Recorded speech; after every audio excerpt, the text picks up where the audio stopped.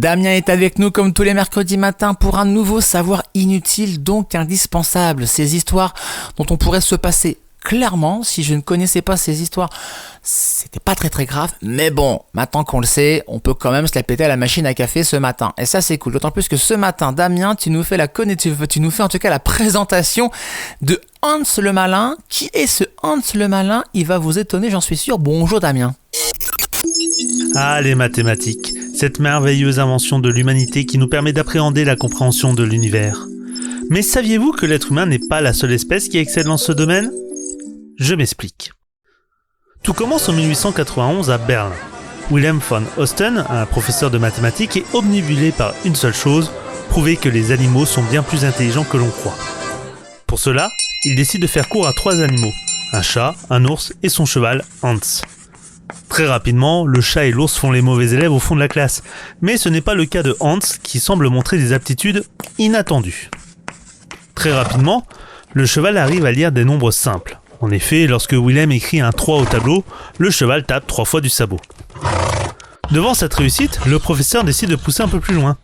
Il fait compter l'animal jusqu'à 100, puis il commence les calculs basiques, les problèmes, et va même jusqu'à calculer des racines carrées et des fractions. Autant vous dire que pour von Osten, son cheval est la preuve que l'animal est intelligent. Il va alors le présenter à travers toute l'Allemagne, et rapidement l'animal gagne le surnom de Kluger Hans, soit en français Hans le Malin. Durant ces exhibitions, l'équidé va alors réussir à compter le nombre de personnes présentes dans la foule, à lire l'heure, mais aussi à reconnaître une mélodie en donnant le nom du compositeur en tapant simplement du sabot pour épeler chaque lettre. Bien évidemment, il arrive à Hans de se tromper, mais l'effet est tout bonnement saisissant et on estime qu'il a l'intelligence d'un enfant de 14 ans. Il fera même la une du New York Times. Mais en 1904, on commence à s'interroger sur la véritable raison de cette extraordinaire intelligence. Une foule de scientifiques se presse alors chez Wilhelm, et les théories vont bon train. Certains pensent que le cheval est réellement intelligent, d'autres qu'il s'agit d'une arnaque, certains parleront même de pouvoir psychique ou d'ondes magnétiques. Face à tout ce remue-ménage, von Osten demande au Conseil de l'éducation de Berlin de créer une commission en septembre de la même année. Des experts viennent alors étudier le cheval pendant 2 jours complets. On lui fait faire des tests en l'absence de son propriétaire. Mais le verdict est sans appel, Hans mérite son surnom de malin. Ces premières conclusions attirent particulièrement l'attention de 2 psychologues, Karl Stumpf et Oskar Pfungst, qui mènent une nouvelle étude en décembre 1904. Cette fois, on teste de nouvelles modalités et on remarque que Hans perd toute son intelligence dans 2 conditions, lorsqu'il ne voit pas celui qui l'interroge et lorsque son interlocuteur ne connaît pas non plus la réponse à la question. Cela donnera d'ailleurs naissance à la méthode dite en double aveugle, utilisée notamment dans les études médicamenteuses de nos jours. Très rapidement, on comprend alors que le cheval ne sait peut-être ni lire ni compter, mais qu'il comprend le langage du corps.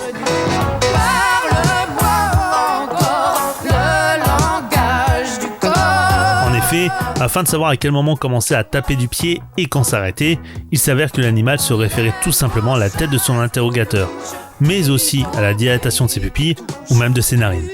Bref, plein de micro-détails que l'on utilise aujourd'hui dans le mentalisme.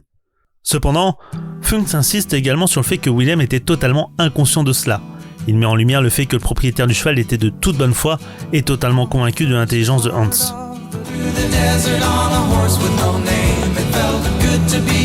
Outre la résolution de ce mystère, cette histoire a également permis de comprendre un phénomène psychologique nommé l'effet Hans le Malin, qui désigne le fait que le comportement de l'expérimentateur peut influencer le résultat de l'expérience. Au final, même si le cheval n'était pas proprement intelligent, il avait au moins cette capacité d'empathie envers son interlocuteur, ce qui, s'il le fallait encore, montre à quel point les animaux peuvent être sensibles à ceux qui les entourent. Maintenant que je verrai un cheval, je me dirais, il doit être très fort en maths. Merci Damien pour cette histoire incroyable à retrouver en podcast sur happinessradio.fr et vos plateformes de streaming.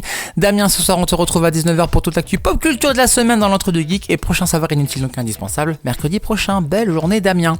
Dans 5 minutes, que faire dans l'Oise, que faire à Amiens, quoi de neuf l'agenda, c'est quand ? C'est juste après le retour de la playlist, rien que pour vous, playlist Classic and Hit par Happiness.